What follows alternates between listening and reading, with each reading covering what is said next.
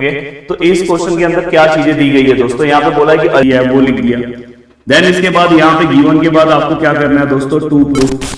गिरी tutorial के इस platform पे आपका बहुत बहुत स्वागत है। आज हम सर्कल लेसन में प्रैक्टिस सेट नंबर 3.4 का सेकंड वीडियो देख रहे हैं। ऑलरेडी हमने 3.4 का फर्स्ट वीडियो बहुत ही अच्छे तरीके से कंप्लीट कर दिया है। आज हम क्वेश्चन नंबर 6, 7, 8 देखने वाले हैं दोस्तों। अगर आपने अभी तक अपने स्टडी को स्टार्ट नहीं किया तो फटाफट कर लो, सब कुछ इस चैनल पे अवेलेबल है। आप फटाफट अपनी चीजों को कंप्लीट कर सकते हो। तो दोस्तों चलो वन बाय वन स्टार्ट करते हैं। अगर आप यहाँ पे देखोगे तो इस क्वेश्चन के अंदर क्या चीजें दी गई है दोस्तों। यहाँ पे बोला है कि अल्टीट्यूड जो है YZ, एक अल्टीट्यूड कौन सा है दोस्तों, YZ, और दूसरा है अल्टीट्यूड का नाम क्या है, XT। इसलिए अल्टीट्यूड है यहाँ पे, इसलिए 90 का मार्क है।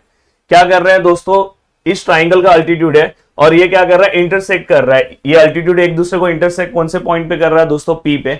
और इन्होंने हमें दो प्रूफ पूछा है। पहला प्रूफ इन्होंने ये बोला है करने के लिए, दूसरा ये। अब दोस्तों जब भी बोर्ड एग्जाम का रूल क्या है कि ये डायग्राम आपको एज इट इज यहाँ पे क्या करना होगा, कॉपी करना होगा। ये डायग्राम हमेशा याद रखना। बोर्ड एग्जाम कभी भी अगर कोई भी क्वेश्चन पूछता है तो गिवन क्या फाइंड आउट करना है, क्या प्रूफ करना है, सब कुछ आपको लिखना है। तो सपोज आपने यहाँ पे गिवन लिख दिया, जो भी अल्टीट्यूड वाला जो पार्ट दिया है वो लिख दिया। देन इसके बाद यहाँ पे गिवन के बाद आपको क्या करना है दोस्तों, टू प्रूफ। यहाँ पे जो भी प्रूफ करना है, दो प्रूफ हमें करना है, दोनों हमने लिख दिया। यहाँ पे हमारा डायग्राम बना दिया। अब दोस्तों इसके बाद हम सॉल्यूशन का पार्ट स्टार्ट कर रहे हैं। जब हम सॉल्यूशन का पार्ट स्टार्ट करेंगे दोस्तों, तो सबसे पहले हम क्या करेंगे, देखो अगर ये 90 है तो इसके बाजू वाला भी क्या हो जाएगा दोस्तों, 90। ये बाजू वाला भी 90। आपको पता है कि अगर एक साइड से 90 है तो दूसरे साइड से भी वो 90 है। अब दोस्तों यहाँ पे हमें सबसे पहले बोला है, देखो ये ऊपर वाला जो डायग्राम है मैं बस उतना ही बना रहा हूँ। ये देखो ये जो दिख रहा है ना आपको ऊपर, ये यहाँ पे क्या नेमिंग है दोस्तों, W है। यहाँ पे क्या नेमिंग है, T है। यहाँ पे क्या नेमिंग है, P है। और यहाँ पे क्या है, Z है। और आपको पता है कि यहाँ पे ये 90 का मार्क है और यहाँ पे भी क्या है दोस्तों, 90 का मार्क है। बोल रहे हैं कि ये जो क्वाड्रिलेटरल है दोस्तों, इसे हमें साइक्लिक प्रूफ करना है। और साइक्लिक क्वाड्रिलेटरल का इसके पहले वाले लेक्चर में तो बहुत सारा आपको मैंने प्रॉपर्टीज के बारे में बहुत सारे क्वेश्चन सॉल्व कराए। इसका एक सबसे बेस्ट प्रॉपर्टी क्या है दोस्तों, opposite angle of a cyclic quadrilateral are supplementary. अगर इसके अपोजिट एंगल्स अगर दोस्तों सप्लीमेंट्री हो गए, मतलब दोनों का प्लस अगर 180 हो गया, तो मैं अगर इसे क्या बोल सकता हूं दोस्तों, साइक्लिक क्वाड्रिलेटरल। तो दोस्तों अगर आप ध्यान से देखोगे यहाँ पे क्वेश्चन के अंदर, यहाँ पे क्वेश्चन में लिखोगे, देखो गिवन में ही ये चीजें आप लिख देना। गिवन में क्या दिया है, WZP which is equal to 90। और यहाँ पे दूसरा गिवन क्या है, WTP which is equal to 90। ये सब पार्ट आपको गिवन में लिखना होगा। प्रूफ वाला पार्ट तो जो आपको प्रूफ करना है वो आप लिखोगे। तो दोस्तों यहाँ पे WZP प्लस दूसरा ये एंगल है WTP which is equal to 90 plus 90 which is equal to 180। ये हमने लिख दिया। अगर ये दोनों एंगल का अपोजिट एंगल का प्लस 180 आया तो क्या ये दोनों का भी प्लस 180 आ रहा है क्या, एक बार हमें चेक करना होगा। तो मैं क्या कर रहा हूं, इन क्वाड्रिलेटरल, क्वाड्रिलेटरल का नाम क्या है दोस्तों, ZWPT। सभी एंगल को प्लस करो। इस एंगल का नाम कैसे लिखोगे दोस्तों, ZWT। इस एंगल का नाम कैसे लिखोगे दोस्तों, WTP। इस एंगल का नाम कैसे लिखोगे दोस्तों, ZPT। और इस एंगल का नेमिंग कैसे लिखोगे, WZP which is equal to 360 degree.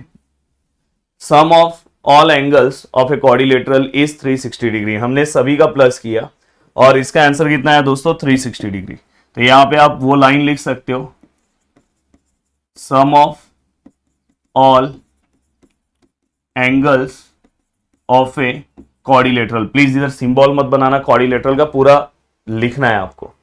अब ये होने के बाद दोस्तों अगर आप ध्यान से देखोगे तो यहां पे अगर आप देखोगे तो ये इसका वैल्यू हमें पता है क्या, देखो ये दो चीजों का हमें वैल्यू पता है दोस्तों, इसका और इसका प्लस हमें डायरेक्ट पता है। ये दोनों का प्लस देखो, तो जो बचा है वो मैं लिख रहा हूं ZWT और एक ये बचा है दोस्तों ZPT।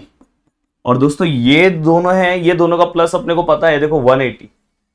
तो यहां पे हम क्या लिखेंगे दोस्तों, 180 और इक्वल टू यहां पे क्या है, 360।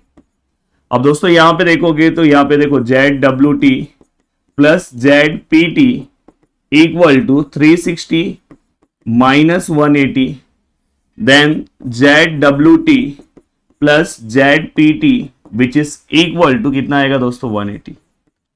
अब दोस्तों अगर हम देखेंगे तो यहां पे ये देखो, ये दोनों का प्लस भी हमें मिल गया 180, ये दोनों का ही प्लस 180 मिल गया, both the pair of opposite angles. दोनों यहां पे भी 180 मिला, यहां पे भी, मतलब opposite angle of a cyclic opposite angle of a given quadrilateral are supplementary and therefore the given quadrilateral is a cyclic quadrilateral। तो दोस्तों यहां पे अगर ये दोनों का प्लस 180 आ गया तो आप डायरेक्ट लिख सकते हो जो आपको पहला प्रूफ इन्होंने करने बोला है। पहला प्रूफ क्या बोला है, WZPT इज साइक्लिक, तो आप डायरेक्ट यहां पे लिख सकते हो क्वाड्रिलेटरल WZPT जो उन्होंने बोला है इज साइक्लिक क्वाड्रिलेटरल, क्या बोला है, इज साइक्लिक, इज साइक्लिक। और यहां पे दोस्तों रीजन क्या आएगा, सबसे ज्यादा इंपॉर्टेंट है, बताओ। बहुत सारे लोग रीजन नहीं लिख पाते, इसकी वजह से उनका मार्क्स कट हो जाता है, तो बताओ रीजन क्या हो सकता है। क्या बात है, बहुत सारे लोगों ने बहुत ही सिंपल सा रीजन बताया। मैंने बोला है जब भी आपको कहीं लाइन को पैरेलल प्रूफ करना हो, कहीं पे ट्राइंगल को 90 प्रूफ करना हो, तो वहां पे दोस्तों कन्वर्स आता है। तो वैसे यहां पे हमने यहां पे क्या किया, क्वाड्रिलेटरल को साइक्लिक प्रूफ किया है, तो यहां पे आप क्या लिखोगे, by converse of cyclic quadrilateral theorem.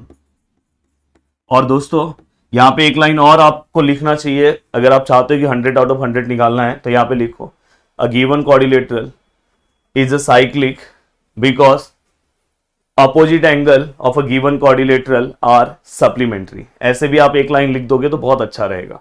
अब दोस्तों चलते हैं इसके बाद। अब देखो इसी के अंदर एक और क्वेश्चन उन्होंने पूछा है। ये तो पहला क्वेश्चन तो इजी था और दूसरा क्वेश्चन तो बहुत इजी है। देखो इन्होंने क्या पूछा है, point X Z T Y R कौन साइक्लिक। अब आप बोलोगे सर ये कौन साइक्लिक क्या है, तो दोस्तों इससे रिलेटेड एक लाइन में लेकर आया हूं। ये आपके बुक का ही लाइन है, ये बुक का एक थ्योरम है एक तरह से। देखो क्या लिखा है, if 2 point on a given line subtend, देखो एक गिवन लाइन है, फॉर एग्जांपल मैं इसका नाम लिख रहा हूं PQ, subtend equal angle at 2 distinct point which lie on the same side. ये बहुत इंपॉर्टेंट है दोस्तों, मतलब यहां पे सपोज एक एंगल यहां पे बन रहा है और सेम एक एंगल यहां पे बन रहा है, पर ये दोनों एंगल इक्वल होने चाहिए। अगर समझो ये 60 डिग्री का है तो ये भी 60 होना चाहिए, अगर समझो ये 50 है तो ये भी 50, अगर समझो ये नूडल्स खा रहा है तो ये भी नूडल्स खाना चाहिए। तो दोस्तों यहां पे क्या बोला है, if 2 point on a given line, जो गिवन लाइन दिया उसके ऊपर हमने 2 पॉइंट्स लिया, सपोज यहां पे मैंने ले लिया S और T, और subtend equal angle at 2 distinct point which lie on same side of a line. मतलब ये देखो लाइन के एक ही साइड में मैंने लिया है, अगर चाहिए तो मैं नीचे भी ले सकता हूं, तो इससे मैं ये बोल सकता हूं देन 4 पॉइंट्स आर कौन साइक्लिक। मैं चारों पॉइंट्स को क्या बोल सकता हूं दोस्तों, कौन साइक्लिक। तो देखते हैं क्या इस तरह से। अभी देखो ये चीजें आपको नीचे सॉल्व करना चाहिए, पर डायग्राम आपको दिखे इसलिए मैं बाजू में सॉल्व कर रहा हूं, बट आप नीचे सॉल्व करना, इस क्वेश्चन के बाद सॉल्व करना।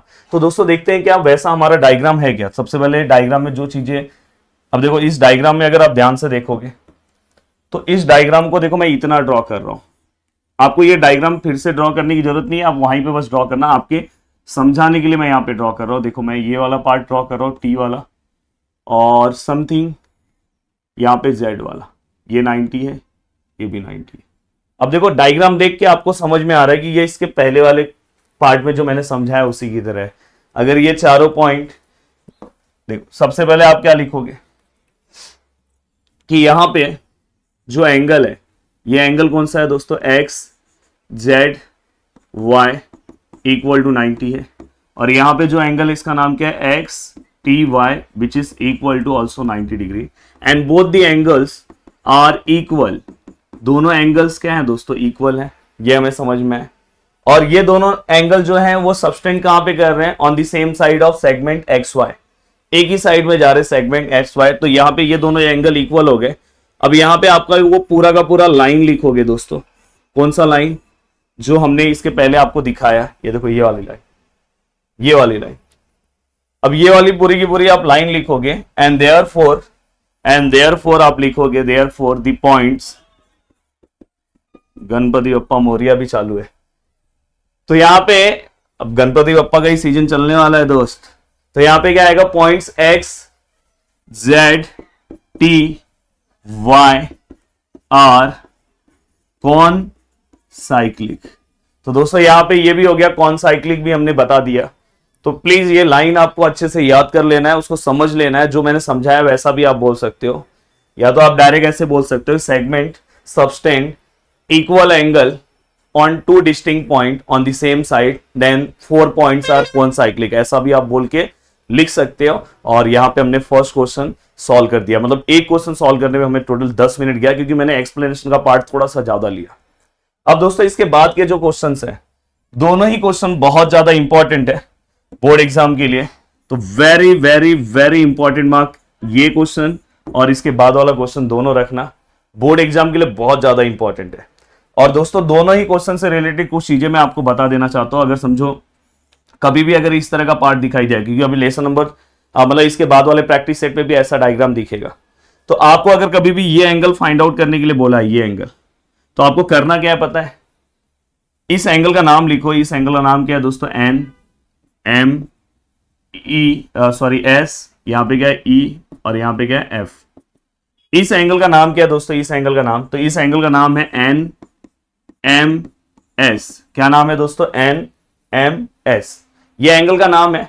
और आपको क्या करना है पता है? ये जो एंगल बना है, तो इसके यहां पे ये वाला पार्ट माइनस ये वाला पार्ट कर देना है, ये वाला पार्ट माइनस ये वाला पार्ट, अपने आप आंसर आ जाएगा। अब देखो मैं यहां पे कर रहा हूं, ये वाले पार्ट का नाम क्या है दोस्तों? Major of arc N S minus major of arc, इसका नाम क्या है दोस्तों? E F.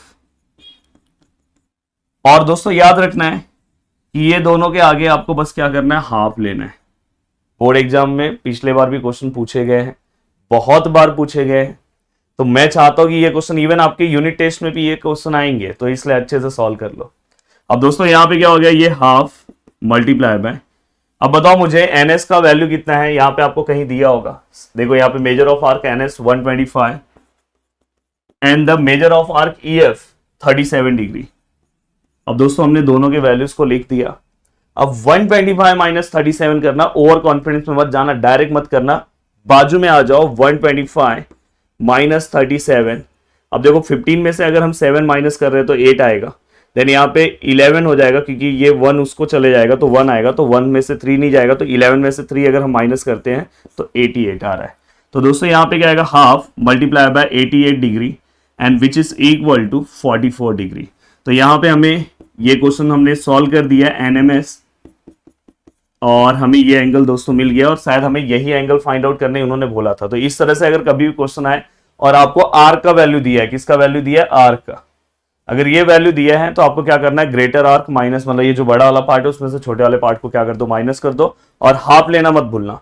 तो ये याद रखना, बस इसके लिए एक रीजन डालना है। इसके लिए रीजन क्या डालोगे पता है?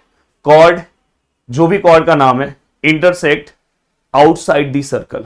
ये देखो ये जो कॉर्ड है, ये जो कॉर्ड है इंटरसेक्ट कर रहा है, देखो chord NE and chord F S intersect outside the circle at point M, बस ये लिखना है। या तो आप डायरेक्ट एक लाइन लिख देना, chord intersect outside the circle. अब दोस्तों यहां पे सेम क्वेश्चन है, इस क्वेश्चन के अंदर हमारा जो कॉर्ड है इंटरसेक्ट तो कर रहा है दोस्तों, पर इनसाइड दी सर्कल दिखाई दे रहा है, इनसाइड दी सर्कल मतलब सर्कल के अंदर। अब दोस्तों जब भी सर्कल के अंदर अगर इंटरसेक्ट करेगा तो एक फंडा आप हमेशा से समझ लो, देखो ये कॉर्ड है, सर्कल के अंदर इंटरसेक्ट कर रहा है। अगर सपोज मुझे ये एंगल निकालना है तो मैं क्या करूंगा पता है? इस एंगल के सामने जो आर्क होगा और नीचे जो आर्क होगा, दोनों का प्लस करके हाफ करूंगा। इसके पहले वाले में दोस्तों माइनस किया था। जब अंदर की बात होगी तो प्लस करना है, जब बाहर की बात होगी तो माइनस करना है, ये चीज याद रखना। अब दोस्तों सेम अगर समझो ये सर्कल ऐसा है और हमें ये एंगल पूछा है, ये एंगल, तो आप क्या करोगे बताओ? इस एंगल के सामने कौन सा आर्क है ये, और अपोजिट में कौन सा आर्क है ये, तो ये दोनों का प्लस करके हाफ कर दो। बहुत ही सिंपल बता रहा हूं दोस्तों। चलो देखते हैं, 1 बाय 1 सॉल्व करने की कोशिश करते हैं। डायग्राम आपको फिर से बनाने की जरूरत है, और यहां पे क्या लिखोगे? Chord intersect inside the circle, या chord intersect internally at point B. तो दोस्तों यहां पे chords intersect internally at point, कौन से पॉइंट पे इंटरसेक्ट हो रहा है दोस्तों? B. Chord intersect internally at point B. अब यहां पे अगर आप देखोगे कॉर्ड एसी है एंड सेकेंड कॉर्ड कौन सा है दोस्तों? डी है। इंटरसेक्ट एट पॉइंट बी, वही लिखना है आपको। अब यहाँ पे हमें कुछ एंगल्स दिए हैं। सबसे पहले इस एंगल को देखो कि भाई ये कौन सा एंगल है, A B E, angle A B E, मतलब ये एंगल है। अगर ये एंगल है तो आपको पता है, ये अगर हमें ये एंगल पता है तो हम ये वाला पार्ट और ये वाले पार्ट का क्या करेंगे, प्लस करेंगे। तो दोस्तों यहां पे मैं लिख रहा हूं एंगल, उस एंगल का नाम क्या है दोस्तों, A B equal to half major of arc. देखो उसके सामने जो आर्क है उसका नाम क्या है, ए, प्लस मेजर ऑफ आर्क, नीचे जो आर्क है उसका नाम क्या है, डीसी। प्लीज यहां पे ध्यान दो। अब दोस्तों यहां तक का पार्ट होने के बाद आपको क्या करना चाहिए, देखो हमें ये एंगल पता है 108, हाफ है, मेजर ऑफ आर्क ए कितना है दोस्तों 95, and major of arc DC हमें क्या करना है दोस्तों, मेजर ऑफ आर्क डीसी अपने को क्या करना है दोस्तों, फाइंड आउट करना है। अब देखो ये 2 यहां पे मल्टीप्लाई हो जाएगा तो 108 multiply by 2 which is equal to 95 plus major of arc DC. अब दोस्तों यहां पे अगर आप अच्छे से ध्यान दोगे, बहुत अच्छे से ध्यान दोगे, तो ये दोनों को अगर आप मल्टीप्लाई करते हो तो आई थिंक आंसर यहां पे 216 होगा। ये कितना है दोस्तों 95, और ये क्या है आपका मेजर ऑफ आर्क डीसी। यहां पे एक मिस्टेक मत करना, बीच में प्लस लेना है, याद रखना जब इंटरनली रहेगा तो यहां पे क्या लेना है, प्लस लेना है। अब दोस्तों ये क्या हो जाएगा 216 minus 95 which is equal to major of arc DC. Yes 216 minus 95 करो, देखो 216 95, तो यहां देखो 6 माइनस 5 1, एंड 21 में से अगर मैं 9 को माइनस करूं तो अगर समझो 21 में से 9 से इससे अच्छा यहाँ पे मैं क्या कर रहा हूँ 1 ले रहा हूँ, तो ये 11 माइनस 9 2, और दोस्तों यहाँ पे 1, तो कितना है 121। तो आंसर कितना है दोस्तों 121। तो major of arc DC which is equal to 121 degree. तो दोस्तों इसी के साथ हमने आज का सेशन पूरा का पूरा सॉल्व कर लिया, जितने भी क्वेश्चंस थे हमने सॉल्व कर लिए, और जो मैंने लास्ट के दोनों क्वेश्चन सॉल्व कराया बोर्ड एग्जाम के लिए बहुत ज्यादा इंपॉर्टेंट है। आने वाले नेक्स्ट लेक्चर में हम एक ही लेक्चर में पूरा का पूरा एक्सरसाइज सॉल्व कर देंगे। तो आप इसके बाद हम स्टार्ट करेंगे दोस्तों कंस्ट्रक्शन लेसन पर। कंस्ट्रक्शन लेसन मैंने ऑलरेडी अपने हाथ से डायग्राम्स बना के सब कुछ अपलोड किए हैं। मुझे ऐसा लगता है कंस्ट्रक्शन बोर्ड पे लेने से अच्छा है कि अगर मैंने हाथ से डायग्राम ड्रॉ करके अगर आपको समझाया तो बहुत अच्छी बात है। और फिर भी अगर जरूरत पड़ा तो एक उसका बेसिक लेक्चर मैं ले लूंगा, और उसके बाद हम स्टार्ट करेंगे दोस्तों कोऑर्डिनेट ज्योमेट्री। वीडियो को देखने के लिए दिल से thanks, thank you so much दोस्तों। मिलते हैं नेक्स्ट लेक्चर में, बाय बाय, टेक केयर, जय हिंद दोस्तों।